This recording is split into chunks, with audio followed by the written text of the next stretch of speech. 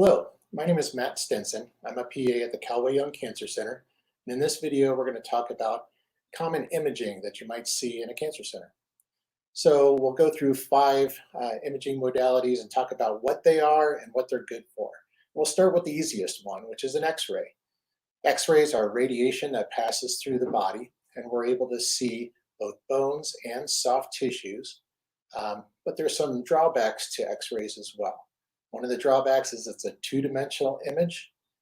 You can't really localize where things are in 3D space with an X-ray. The other thing is there's not very fine detail with X-rays. A really common X-ray that we do in the cancer center is, of course, a mammogram. It's a very special kind of X-ray. Another quick and easy one is an ultrasound. Now, the advantage of an ultrasound is there's no radiation. We use sound waves and echo off of tissues. But ultrasound is not good for bones. You can't see under bones. So this is good for things that are close to the surface of the skin.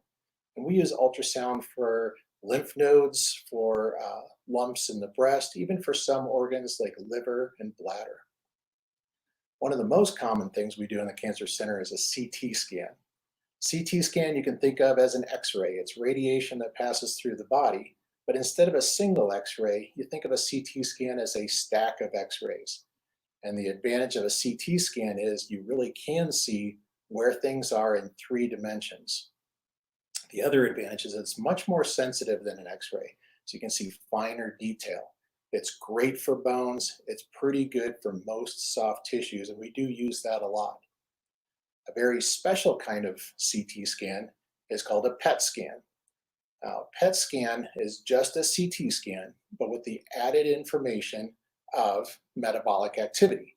So we can look at the CT scan and see what kind of tissues are active right then. PET scans are great when you're looking for cancer, but you don't know where to look. And so that's kind of how we use it for diagnosis and for staging.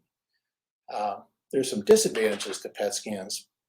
One is that it's not specific for cancer. So things can light up on a PET scan that is not cancer. Things like infection can look very much like cancer on a PET scan. The other disadvantage is the CT part of the PET scan isn't as sensitive as a diagnostic CT.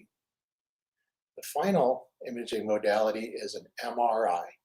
MRI does not use radiation. We use magnetic fields to move molecules around inside the body, and that's how we can see things inside.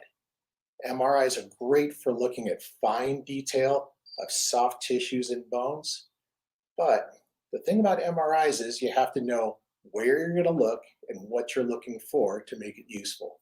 So it's not good for things like screening or even staging a lot of times.